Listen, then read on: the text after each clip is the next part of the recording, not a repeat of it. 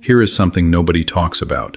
Some of the sharpest, most self-aware people you will ever meet are also the most isolated. Not because life dealt them a bad hand, not because they are shy or rude or difficult to be around, but because the way their mind works makes genuine friendship incredibly rare to find and almost impossible to sustain. And here is the part that stings. Society does not treat this as a personality trait. Society treats it like a character flaw. You have probably heard it before. Why are you always by yourself? Do you not get lonely? You really should put yourself out there more. As if solitude is evidence of failure. As if a quiet social life is something broken that needs to be fixed. But what if it is not broken at all? What if the most intelligent people among us are not isolated because something went wrong, but because something in their wiring points them toward depth, and depth is not something most people are looking for? Today, we are going to walk through exactly why this happens. We are going to look at the psychology behind it, the real patterns that show up in highly intelligent people, and why understanding this might be the most freeing thing you ever do. This is not about feeling superior to other people. It is about understanding yourself, honestly, clearly, and without apology. Let us get into it. Picture the last time you were at a party, a work happy hour, or a family gathering where you did not choose the guest list. Think about how that felt after about 30 minutes. For a lot of people, those settings are energizing. The conversation flows, the laughter comes easy, and by the end of the night, they feel filled up, not drained. But for a certain kind of person, maybe you, that same environment feels completely different. Not hostile, not scary, just hollow. Because the conversations stay on the surface. How is work going? Busy, you know how it is. Did you catch the game? Wild, right? These kids grow up so fast. Perfectly pleasant, perfectly boring. And here is the thing. Most people are completely satisfied with that kind of exchange. It serves a real purpose. It maintains social bonds, smooths over awkward silences, keeps things light. There is nothing wrong with it. But for the highly intelligent person, small talk does not scratch any itch that needs scratching. Their brain does not run on small talk. It runs on questions, on patterns, on why does that work that way, and what does this connect to? And have you ever noticed that these two things have almost nothing to do with each other on the surface? But if you look at them from a different angle, they are actually the same problem? That is not a party conversation. That is a conversation that most people are not looking for when they show up to a barbecue on a Saturday afternoon. So what happens? The intelligent person tries to engage. They ask something real. The other person answers politely but briefly, and then redirects to safer ground. The intelligent person pulls back. They spend the rest of the evening nodding along, smiling at the right moments, laughing when it seems appropriate. And they leave feeling more alone than when they arrived. Not because people were mean to them, but because they performed for 2 hours without ever actually showing up. That is what small talk costs the highly intelligent person. It does not just bore them. It requires them to hide, and you cannot build a real friendship on hiding. There is a second reason intelligent people drift toward solitude, and this one is harder to explain without sounding arrogant. Their inner world is genuinely more interesting to them than most of what is happening outside. That is not a brag. It is just an honest description of how their mind works. Most people need other people to feel fully engaged with life. The input comes from outside, from conversation, from activity, from being in a group. When the external stimulation goes quiet, so does the experience. But for a highly intelligent person, the mind does not quiet down just because the room does. There is always something running, a question they have been turning over for days, a book they are halfway through that keeps connecting to things they noticed last week, a problem they have not solved yet that keeps surfacing in unexpected places. Their inner life is populated, busy, sometimes overwhelming, and when you already have a rich, ongoing conversation happening inside your own head, adding another person to the mix is not always an upgrade. Sometimes it is an interruption. Think about what it is like to be deep in a thought, really tracking something, following a thread, almost at the point where it clicks, and someone walks in and asks what you want for dinner. That is what a lot of social interaction feels like for an intelligent person who is mentally engaged. Not an addition to the experience, a disruption of it. This creates a pattern that looks antisocial from the outside, but is completely logical from the inside. Why would you leave the most interesting conversation you have access to, the one inside your own mind, for a conversation that rarely goes that deep? The answer is, you would not unless the other person could actually get there with you. And that kind of person is rare. Here is one that intelligent people rarely talk about, because it sounds like they are looking down on others. But it is not about judgment. It is about math. When you think in highly complex, multi-layered ways, most of what you think cannot be said out loud without significant translation. You see a connection between three things. You want to share it, but to share it in a way that lands, you have to first establish the context for the first thing, then explain why the second thing relates, then build the bridge to the third. By the time you get there, the other person is either lost, or they have moved on, or the moment has passed. So, you simplify. You pull out one layer, present just that, and call it done. But what you presented is not what you actually thought. It is a shadow of it, a flattened version. And after you have done that enough times, in every conversation, with every person, it starts to feel like you have never actually communicated at all.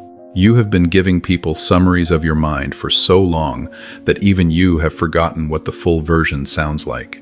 This is genuinely exhausting, not in a dramatic way, in a slow, grinding, cumulative way. Like speaking a second language every single day. You get good at it, you get fast, but it never stops costing you something. And the worst part is this. Even when someone nods and says, "Oh, that is interesting," you know they did not get it. Not really. They got the summary. They did not get the thought. Real friendship requires being understood, not summarized at, not nodded along to, actually understood. And when that never happens, when every relationship you have is built on the translated version of yourself, the friendship itself starts to feel like a performance you are giving to someone who does not know they are watching a show. Eventually, solitude starts to feel more honest than company. Here is something uncomfortable. Most social interaction is, to some degree, performance. People present versions of themselves they believe will be accepted. They emphasize certain things, downplay others, laugh louder than they need to, agree more enthusiastically than they actually feel, express opinions that track with the group rather than what they actually think. This is normal. It is how people manage social risk. It is not dishonest in any malicious way. It is just the very human tendency to want to belong, to be liked, to avoid friction. The highly intelligent person sees this, not because they are trying to analyze everyone, not because they are cynical or suspicious, just because their pattern recognition runs too fast to not notice. The coworker who keeps name-dropping his salary, they see the anxiety underneath. The friend who always has a story that tops yours, they see the hunger for significance. The acquaintance who performs happiness a little too loudly, they see what is being held back. You are not trying to read people, you just cannot stop. And once you see it, once you consistently notice the gap between what people present and what they actually are, participating in the performance becomes almost unbearable. Because to participate, you have to pretend you do not see it. You have to play along. You have to respond to the mask as though it is the face. And there is a version of you that wants to just skip all of that, to say, "Look, I see you, the real you, not the performance. Can we just talk from there?" But that is not how most people want to be seen. Not by a stranger, not even by most friends. The mask feels like protection. Dropping it feels like exposure. And so the performance continues, and the highly intelligent person watches and participates just enough to not seem rude, and leaves feeling like they were a ghost in the room. Real connection requires dropping the performance, but most people are not ready to do that. And that gap, between the performance everyone else is running and the directness the intelligent person craves, makes genuine friendship very, very hard to find. Let us talk about something practical.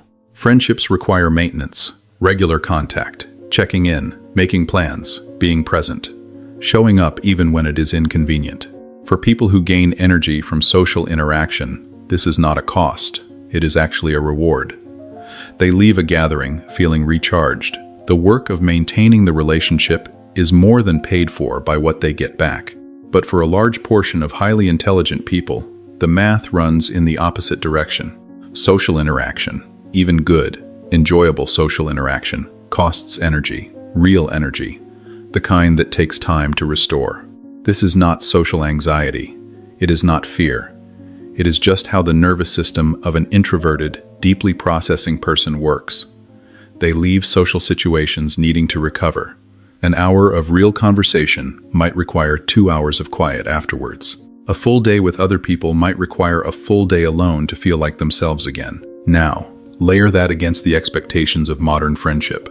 Text back quickly. Make plans regularly. Be available. Be consistent. Show up to things. Reciprocate. For someone whose energy economics look the way I just described, this is not sustainable across many friendships. It is not a choice not to maintain connections. It is a genuine resource limitation. They care about the people in their life. They genuinely value connection. But they also only have so much to give before they are running on empty. And running on empty means not being fully present anyway, which means what they are offering is not really what either person wants from the friendship. So relationships quietly lapse, not with malice, not because something went wrong, just because the energy required to maintain them could not be sustained. And from the outside, this looks like flakiness, or coldness, or not caring. But from the inside, it is just the simple reality of a brain and body that need more solitude to function than most people require or understand. There is a moment that most highly intelligent people know well. You let your guard down. You share something real, a thought you have been sitting with, something that matters to you, an observation that felt important, a question you have been too afraid to ask out loud, and you watch the other person's face. Sometimes they get it. They lean in. They go somewhere real with you. And in that moment you feel something rare and electric, the specific relief of being actually seen by another person. But that does not happen most of the time. Most of the time, the other person laughs it off, or changes the subject, or offers a piece of advice so shallow it is almost insulting, or looks at you like you are making things too complicated, and why can you not just enjoy things? And every single time that happens, your brain logs it. Not as a wound, exactly. More like data.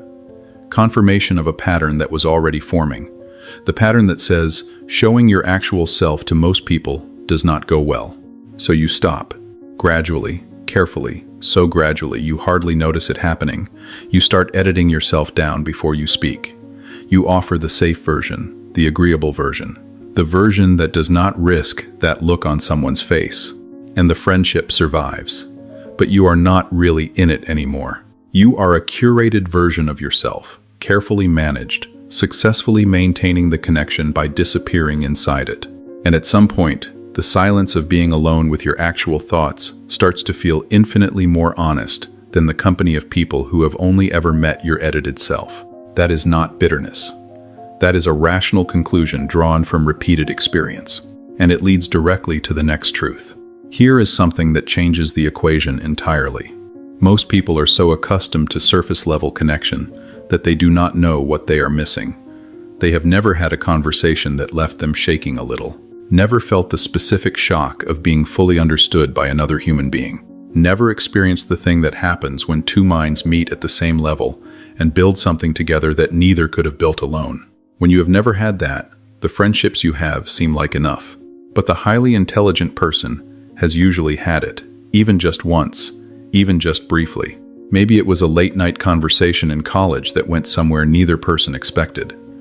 Maybe it was a mentor who saw exactly what you were trying to say and pushed you further. Maybe it was a stranger on a long flight who turned out to be thinking about the same thing you had been thinking about for months. It happened. It was real. And now you know what it can feel like. And once you know that, settling for less is not just unsatisfying. It is unbearable. Not in a dramatic way. In the quiet way that a person who has tasted good coffee can no longer enjoy the stuff from the gas station. They are not being pretentious. They just know the difference now. You are not being unrealistic when you hold out for real connection. You are being honest about what actually nourishes you versus what just fills the time. The problem is that the kind of connection you are looking for is genuinely rare. Finding one person who meets you at that level, someone who can follow where you go, who is willing to drop the performance, who challenges you instead of just agreeing with you, can take years. Some people wait a lifetime, and in the meantime, you end up alone a lot. Not because you are broken, not because you are too picky, but because you are looking for something real, and real is rare. The last piece of this is the one that closes the loop on everything else. For the highly intelligent person, solitude is not just acceptable, it is necessary. Not as a consolation prize, not as the thing you fall back on when the social life does not work out, but as the actual condition in which your mind does its best, deepest, most important work. Think about it. Every genuine insight you have ever had, where did it come from? Probably not from a group conversation, probably from a quiet moment, a long walk, a night when you could not sleep and just lay there thinking, a drive alone with the radio off. The mind at its sharpest is a private thing. It needs uninterrupted space to follow a thread to its end. It needs silence to hear itself. It needs freedom from the social requirements of making sense to someone else so it can go somewhere it has never been. There is a reason that so many of history's most original thinkers were famously solitary. Not because genius requires loneliness, but because depth requires time that social obligations consistently interrupt. And once you have felt what it is like to think fully, without interruption, without needing to translate or perform or manage how you are coming across, you start to protect that time, not aggressively, not with resentment toward the people in your life, just quietly, consistently, as a person who knows what they need. And what you need includes a lot of solitude, which, when you add everything we have talked about today, means that a life with very few close friends is not a life that went wrong. It is a life that is being lived honestly. Here is what I want you to sit with. If any of what we talked about today resonated with you, it is probably not because you are damaged, or cold, or incapable of connection. It is because your mind works a certain way. It needs depth. It runs on complexity. It finds small talk exhausting and performance unbearable, and frequent social contact genuinely draining. That is not a character flaw. It is a personality type, and it is one that the world consistently misreads as a problem. Society has a loud bias toward the extroverted experience.